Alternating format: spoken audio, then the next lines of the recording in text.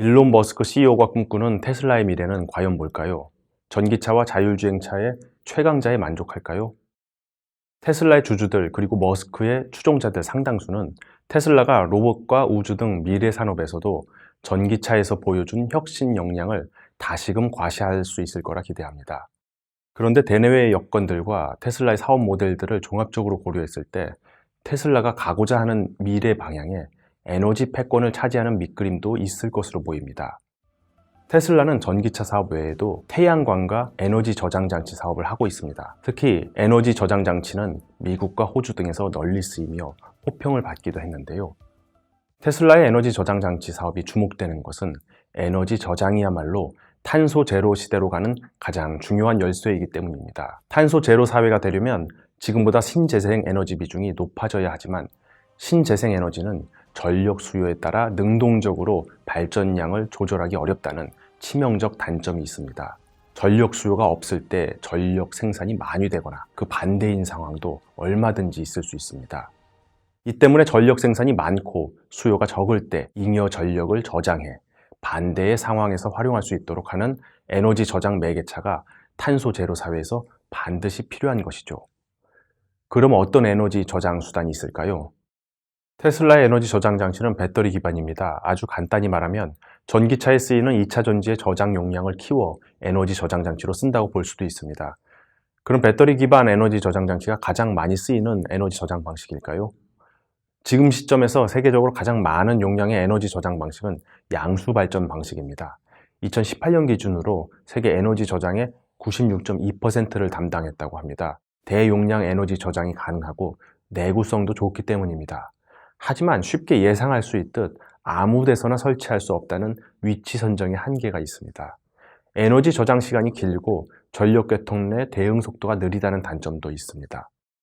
공기 압축 방식도 있는데요. 이 역시 대용량 저장이 가능하고 내구성이 좋지만 공기를 압축할 암염층, 석회암층을 구축해야 해 위치 선정에 어려움이 있습니다. 둘 다 어디서나 활용할 수 있는 에너지 저장 수단으로서는 적절하지 않은 셈입니다. 그래서 테슬라를 비롯한 기업들은 배터리 기반의 에너지 저장 장치를 중요한 대안으로 삼고 사업을 추진하고 있는데요. 전기차에도 쓰이는 리튬 이온 배터리는 충방전이 쉽고 전력을 저장하고 전달하는 속도도 빠른 편입니다. 에너지 밀도가 높고 비용이 낮다는 점, 사용 수명이 길다는 강점도 있습니다. 에너지 전문 시장 조사 업체인 블룸버그 NEF는 2020년 말 기준 17기가와트로 집계된 에너지 저장 장치 누적 설치 용량이 2030년 358기가와트로 늘어날 것으로 내다봤는데요. 10년 동안 20배 넘게 커진다는 것이죠. 전기차뿐 아니라 에너지 저장 장치 사업을 키우며 탄소 제로 시대를 준비하는 일론 머스크 CEO의 비전에 공감할 수밖에 없는 대목입니다. 과거 일론 머스크 CEO는 테슬라의 에너지 사업 성장성을 놓고 제대로 평가되고 있지 않다며 장기적으로 에너지 사업이 자동차와 거의 비슷한 규모가 될 거라고 생각한다 라고 말한 바 있습니다. 배터리 기반 에너지 저장 장치가 확산되면 국내 배터리 3사도 테슬라 등에 공급하는 기회가 넓어질 거라 기대해 볼 수 있을 듯합니다. 전기차뿐 아니라 에너지 패권까지 노리는 테슬라. 그러면 전통 에너지 강자들은 어떻게 새로운 시대에 대응할까요?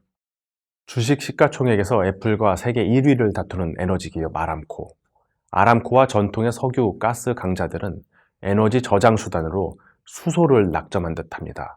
탄소 제로 시대에도 에너지 패권을 놓치지 않기 위해 일찌감치 수소 경제로 갈아타는 모습을 보여주고 있는데요.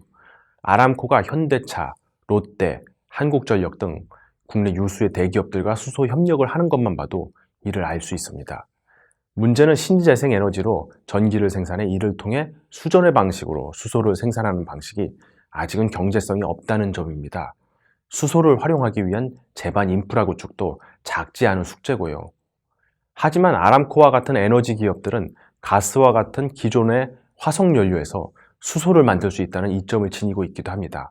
기존 사업을 기반으로 수소 사업을 키워나갈 수 있는 셈이니까요. 물론 기존 화석연료에서 수소를 생산하는 것은 완전히 친환경적이진 않지만 그래도 탄소 배출이 적은 만큼 수소 경제의 마중물 역할을 할 수 있다는 게 이들의 논리이기도 합니다. 그러면 에너지 저장 수단으로서 배터리 기반 에너지 저장 장치와 수소, 둘 사이 경쟁의 승자는 누가 될까요? 두 에너지 저장 매개체 사이엔 실제적 경쟁 관계가 성립하는 만큼 간혹 날선 공방이 있기도 합니다. 일론 머스크 CEO는 수소를 놓고 내가 상상할 수 있는 가장 멍청한 짓이라고 하며 조롱하기도 했는데요. 수소를 액체 형태로 유지하려면 거대한 탱크가 필요하고 기체 형태로 저장하려면 더 큰 탱크가 필요해 비효율적이라고 지적했습니다. 실제로 그의 말처럼 수소는 부피가 큰데요.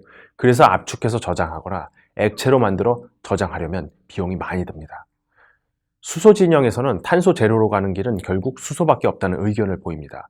기술 개발에 따라 결국 수소 생산 단가나 각종 제반 인프라 구축에 따른 부담도 줄어든다는 논리인데요. 배터리 기반 에너지 저장 장치 역시 한계가 있습니다. 안정적 전력 수급을 위해서는 에너지 수요의 10%가량은 저장해 놓아야 하는데 배터리 기반 에너지 저장 장치로는 너무 많은 비용이 들어간다는 겁니다. 소규모 분산 전원으로서는 유리할지 몰라도 궁극의 에너지 저장 매개체가 되기엔 한계가 있다는 겁니다. 게다가 잊을만 하면 터지는 화재도 걸리는 부분입니다. 최근 카카오톡 마비 사태의 원인으로 데이터 센터 내 배터리가 지목되고 있고 테슬라의 에너지 저장 장치에서도 화재가 발생한 적이 있거든요. 에너지의 이동과 거래에서도 배터리보다 수소가 유리합니다. 탄소 제로 시대에도 신재생 에너지 발전 여건에 따라 에너지가 풍부한 곳과 부족한 곳 사이 편차가 생길 수 있는데 아무래도 수소 형태로 운반하는 게 여러모로 쉽고 저렴한 방법일 수 있습니다. 그리고 수소 시대에도 석유와 가스를 팔듯 수소를 팔고 싶은 전통 에너지 기업에게 수소는 앞으로도 그들이 에너지 패권을 유지하게끔 해줄 요긴한 연료입니다. 하지만 그 어느 것도 속단하기엔 이릅니다. 완전한 수소 시대는 어쩌면 2050년에야 올지도 모르는데요. 그 사이에 어떤 기술이 도입될지 모르기도 하거니와 정치, 경제 불확실성도 클 수밖에 없겠죠. 여기서 한국의 대표적 수소 선도기업 현대차 그룹은 어떤 길을 가게 될지도 궁금해집니다. 전기차가 자동차 시장의 대세가 되면서 한때 현대차가 수소차를 접는 게 아니냐는 말도 나온 적이 있습니다. 수소차 넥소의 신형 모델 출시도 내년에서 2024년으로 미뤄졌는데요. 수소차보다 전기차의 박차를 가하고 있는 듯한 분위기입니다.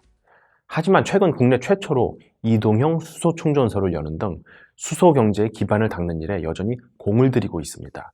이런 점에 비춰볼 때 현대차는 장기적으로 수소 에너지 기반의 산업사회 전환을 선도하는 기업을 꿈꾸는 것처럼 보이기도 합니다. 수소 연료 존재를 자동차뿐 아니라 미래 항공 모빌리티나 다른 모빌리티 수단에 적용하는 방법들도 개발하고 있고요. 모빌리티뿐 아니라 에너지 솔루션에서도 수소 사업을 확장해 나갈 계획을 세워놓은 듯합니다. 탄소 제로라는 범국가적 목표 아래 여러 기업들이 차세대 에너지에 주목합니다. 그리고 에너지 패권을 놓고 유수의 기업들이 경쟁을 펼치게 될 텐데요. 그 핵심 지점 중 하나인 에너지 저장 수단인 배터리와 수소의 경쟁, 앞으로도 관심 있게 지켜볼 필요가 있습니다.